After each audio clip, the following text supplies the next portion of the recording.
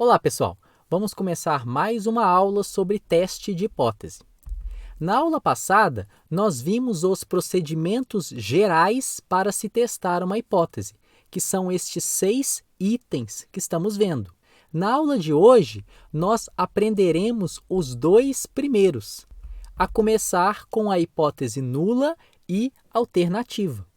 Então, como vimos na aula passada, essas 2 hipóteses são afirmações sobre o parâmetro populacional.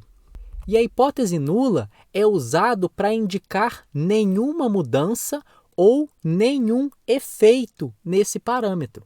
Vai ficar um pouco mais claro através de um exemplo que veremos daqui a pouco.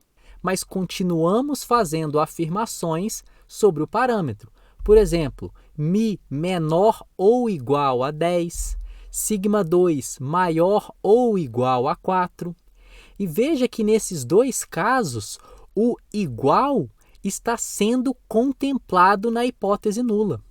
E isso vai acontecer sempre com a gente. O termo menor igual ou o maior igual, ou mesmo o somente igual, vai aparecer na hipótese nula. Nunca vai aparecer na hipótese alternativa. E para essa primeira hipótese, mi menor ou igual a 10, podemos reescrevê-la dessa forma aqui. E o sigma 2 maior ou igual a 4, dessa maneira. Então, sempre veremos a hipótese nula tratando o parâmetro populacional igual a um valor. Mas essa igualdade acontece porque podemos ter uma situação como essa de mi menor ou igual a 10, mas consideramos o caso mais extremo, que seria mi igual a 10. Da mesma forma, o segundo caso em que sigma 2 é maior ou igual a 4. Então, a nossa hipótese nula seria sigma 2 igual a 4. Ou mesmo em uma situação que o nosso interesse seja avaliar se P é de fato igual a 0,5.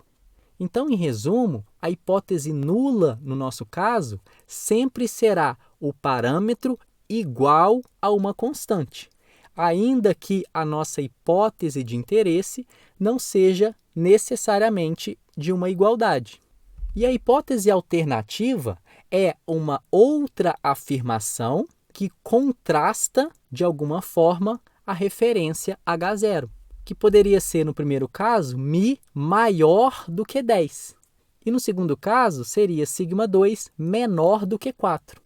Então, a igualdade sempre aparecerá na hipótese nula. E na terceira situação, seria P diferente de 0,5.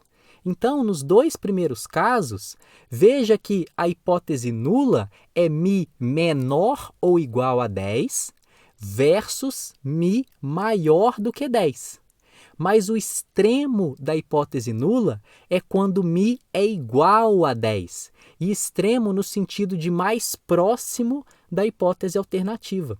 Então, por isso que consideramos essa igualdade nos 2 primeiros casos. E no terceiro, a igualdade ocorre porque a hipótese nula já é, de fato, P ser igual a 0,5. É importante enfatizar isso porque os 2 primeiros casos poderia ficar um pouco confuso a hipótese alternativa, que contrastaria com o mi igual a 10 ou com o sigma igual a 4. E quando fazemos esse teste de hipótese, chegamos a 2 possíveis resultados. Ou nós rejeitamos H0, e nesse caso ficaríamos em favor da hipótese alternativa, ou não rejeitamos H0, mantendo a hipótese nula como verdadeira. Então, o procedimento de teste de hipótese vai buscar nos dados evidências para rejeitar a hipótese nula, porque ela indica nenhuma mudança ou nenhum efeito. E a partir dos dados, buscamos informações que nos façam crer que houve uma mudança ou houve algum efeito. Consequentemente, ficaríamos com a hipótese alternativa. E para entender este nenhum efeito ou nenhuma mudança, vamos voltar a dois exemplos que vimos na aula passada. O primeiro é um sistema de controle de qualidade, no qual se supõe que o processo está sob controle. Então, nesse caso, como não há nenhuma mudança, o sistema está sob controle até que os dados me indiquem o contrário. E quando houver essa indicação, eu vou rejeitar a hipótese nula, ficando com a hipótese alternativa, dizendo que o sistema saiu do controle. Então, nesse caso, o H0 é P menor ou igual a 0,1, sempre o igual deve aparecer no H0, versus P maior do que 0,1. Ou, no segundo caso, que se deseja avaliar se o medicamento genérico tem o mesmo efeito do original. Inicialmente, o medicamento não tem o mesmo efeito e buscamos nos dados informações que nos façam crer que esse remédio de fato tem um efeito. E aí sim, concluímos rejeitando H0, ficando com H1. Então, dependendo da situação, que iremos especificar o H0 e o H1. Então, esse é o primeiro passo para o teste de hipótese, definir a hipótese nula e alternativa. E o segundo é, com base na hipótese alternativa, definir qual é o tipo de teste que eu estou fazendo, que basicamente é essa região em azul que estamos vendo no gráfico da direita. E temos três tipos de teste. O primeiro é o que chamamos de unilateral à esquerda. Então, a hipótese nula sempre vai ser o parâmetro populacional igual a um número, versus a hipótese alternativa, nesse caso, o parâmetro populacional menor do que o número. Por isso que o teste é unilateral à esquerda. E o desenho é esse daqui. Veja que essa região em azul tem a mesma direção da hipótese alternativa, diferente desse segundo tipo de teste, que é unilateral à direita. Então, temos essas duas hipóteses. Novamente, o H0 é a igualdade e o H1 agora é θ, que é o parâmetro populacional, maior do que um número, que seria esse θ0. E nesse caso, estaríamos nessa situação do gráfico da direita. E o terceiro tipo de teste é um teste bilateral, em que a hipótese nula continua sendo a mesma, mas a hipótese alternativa é que o parâmetro populacional é diferente de um número, que seria esse θ0. E nesse caso, estaríamos nessa situação.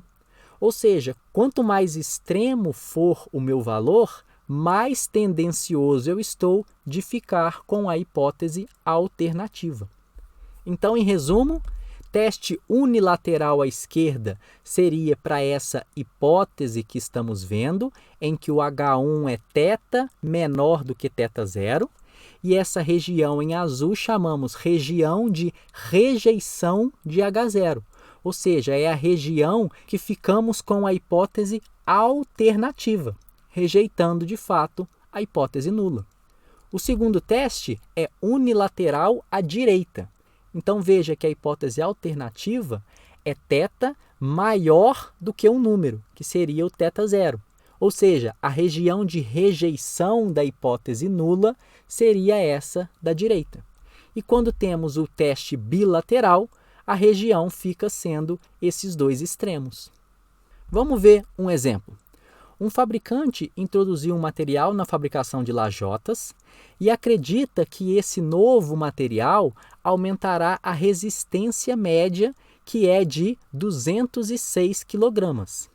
A resistência tem distribuição normal com desvio padrão de 12 kg. Pergunta: em uma amostra de 30 lajotas, obteve-se X-barra, que é a média amostral, de 210 kg. Pode-se afirmar que a resistência média aumentou ao nível de 10%? Para esse exemplo, inicialmente faremos os dois itens que aprendemos nessa aula. O primeiro é a definição das hipóteses. Nesse caso, o parâmetro populacional é o μ, e a hipótese nula, como já vimos, é sempre μ igual ao número, e nesse caso é μ igual a 206. Entretanto, o que está sendo pedido aqui é para verificar se a resistência média aumentou. Então, o estado atual é igual a 206 e a hipótese alternativa seria μ maior do que 206, porque seria verificar a partir dos dados se houve de fato esse aumento. Segundo item, definir o tipo de teste. Como vimos anteriormente, o teste ele é unilateral à direita, e isso olhando a hipótese alternativa. Consequentemente, a região seria esse com o azul do lado direito e o cinza do lado esquerdo. Então, do lado direito seria a região de rejeição de H0 e do lado esquerdo seria a região de não rejeição de H0. Mais um exemplo. Uma empacotadora de café está calibrada se houver 700 gramas em cada embalagem. Para verificar o funcionamento da máquina, foi coletada uma amostra de 40 pacotes, resultando em uma média amostral de 698. Pergunta: considerando sigma igual a 10, teste a hipótese de que o peso médio, que é o μ, é igual a 700, com um nível de significância de 5%. Então, fazendo os dois itens que aprendemos, primeiro, definição das hipóteses. Sempre a hipótese nula vai ser de igualdade. Então, seria μ igual a 700. E, nesse caso, a hipótese alternativa é μ diferente de 700.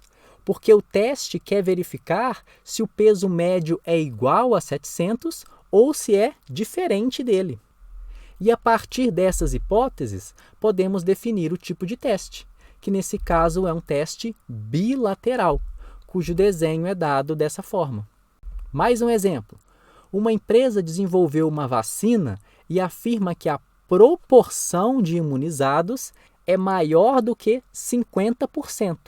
Ou seja, ela está afirmando que o P é maior do que 0,5. Sabe-se que em uma amostra de 726 pessoas, 668 estavam imunizados. Use este resultado para testar se a proporção de imunizados é maior do que 50%, com um nível de significância de 5%. Vamos fazer os dois itens novamente. Definição das hipóteses. Nesse caso, a hipótese de interesse é o parâmetro populacional P. E a hipótese nula, como sempre, será P igual a uma constante, que nesse caso é P igual a 0,5. E a alternativa é P maior do que 0,5, porque está sendo pedido aqui para testar se a proporção é maior do que 50%. Então, o estado atual é ser igual a 50%, versus a hipótese alternativa, que seria P maior do que 50%. Sabendo disso, conseguimos definir o tipo de teste, que nesse caso vai ser unilateral à direita, e o desenho é dado dessa forma. Então, terminamos aqui mais uma aula em que aprendemos os dois primeiros itens para um procedimento de teste de hipótese.